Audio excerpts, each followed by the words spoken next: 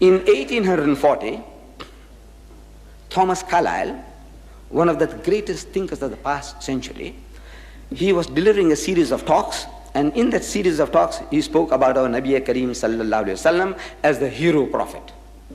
And his introduction to his lecture, he starts. He says, in the history of the world, there will not again be any man ever so great whom his fellow men will call a god. Never again. In other words, mankind has reached that stage of intellectual development that he will not accept another human being as God anymore. This is what he said. This is what he thought, but he was wrong. You see, we have reached a stage. For example, now, me, look at me. If I can fly like a bird in this hall and come back and stand here again, you know it's impossible. Nothing there, no gears or anything like that. No jets, propulsion, nothing. And you see me, I can fly like a bird. I can read your mind. I can tell you what you got in your pocket. Will you accept me as a God? Will you? No. Why not? I said, look, your father can't do that. I can give life to the dead. I can fly like a bird. I can walk on the water. Believe that I'm God. He said, look, man, while we are looking at you, we can see so many things. You are about 66 years old, over 60 in any case, and you won't be here for another 60, definite. Right? He said, you know, each one of us can strangle you quite easily. If you're a knife, we can knife you. So we can see, man, look, how you do these things, I don't know. We don't understand, uncle, how you do it. But I know you're not by God. Because before 66, you were not here. And this universe is here for billions of years. You know, you didn't make your father. You didn't make your grandfather, did you? So he says, no. He said, look, you're not God. Simple, easy. Now, man, what I do? You say, man, I'm terrified of you. If you can do these things, I know you might have certain powers, you might kill me. But I says, you're not my God. I can see that. You eating food? I know if you don't get food in time, you're going to die. If you don't have water, you'll dehydrate. I know that. So you're not my God. Simple, easy. Then how did it happen? He's posing the question, Thomas Carlyle. How did it happen that people have conferred divinity upon other human beings? He says, nay, we may rationally ask, did any set of human beings ever really think that the man they saw there, standing beside them, a God, the maker of this universe? Ask yourself the question. That the contemporaries of Rama, did they think Rama was a god? Because Ravan, the king of Ceylon, he abducted his wife. Did he think he was abducting his God's wife? No. If he thought he was his God, he'll never abduct his wife. He stole his wife and kept her for 12 years. God's wife? No, he was another guy, man. See, beautiful woman, an Aryan woman, and this guy was a Dravidian, a dark-skinned fellow. He loved this woman, and he played a trick and he abducted her. He was not abducting the wife of his God. Simple logic. Krishna, the Pandavas were having it out with him again and again. Were they thinking they were fighting a god? The answer is no. If they thought Krishna was a god, they never would have gone into battle against him. Can you see?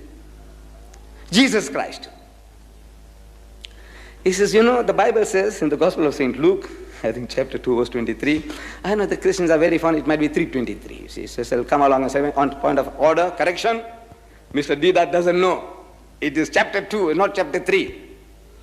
I said, look, I'm not infallible, and I'm also old, you know, I can't remember all the figures so well. However, chapter 2, verse 23. It says, when he was 8 days old, he was circumcised. I'm only reading what's written there. When he was 8 days old, he was circumcised and named Jesus by the angel when he was in his mother's womb. So asking who was in his mother's womb? They said Jesus. So who is Jesus? He's God and the Son of God. Veritable Son of God. So how did he come out from there? It's just like you and me. I'm asking, please explain. In Zulu, say, khazela. You know, make it easy for me. Oh, how? Please explain. And you watch his face. How can you explain? And he was circumcised. I said, the barber. It was a barber's job. There were no surgeons those days to circumcise children. The barber did the job. You see, this was their privilege. So a barber comes along, to the stable after 8 days, and you know how circumcision takes place. I remember because I was 8 years old when I was circumcised. So I know very vividly how things happen. See? When children are 8 days old, they know nothing what's going on. But I says, I know how it works. Imagine God being circumcised. Can you imagine somebody coming and holding God and saying, this is my God, I'm circumcising him? No. Did the barber think he was a God? No. Did his teacher, when he went to school, did he think he was teaching a God? No. When the Roman soldier punched him in the stomach, he says, come on, prophesy, who hit you? Did he think he was punching his God? No. When a soldier lanced him on the side with a spear, did he think he was lancing his God? No. Look, simple. The contemporaries of the person concerned, did they think the man was a God? The answer is no. Then how did it happen? We are brainwashed, programmed. Jeffrey Hunter, he acted in the film called King of Kings.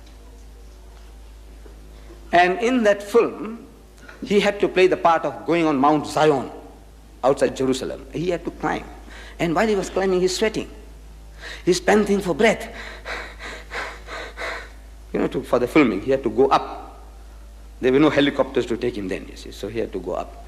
So he says, Christian, born Christian. He said, for the first time in my life, I realized how human Jesus was. He must have gone through the same process. Sweating, panting for breath. But we imagine today, the Christian imagines that he was like a spirit moving 1 minute here, 1 minute there. Like look, our brother said, I was in the Middle East. And I tell you, yes. If I tell you in 5 countries in so many days, and then I was in Durban, and I'm in Cape Town. Now you'll find me in Johannesburg, and I'm going to Botswana, I'm going to Sudan. But I have to work hard to get these places. I'm not floating like a spirit. You see, I have to go and catch the plane, I have to wake up in time. It's difficult. It's all difficult. But now, when people tell you, say, he was there, and I saw him there, and then when I went to Cape Town, I saw him there lecturing there, so you think he was a ghost. Deedat was a ghost, but Deedat is no ghost.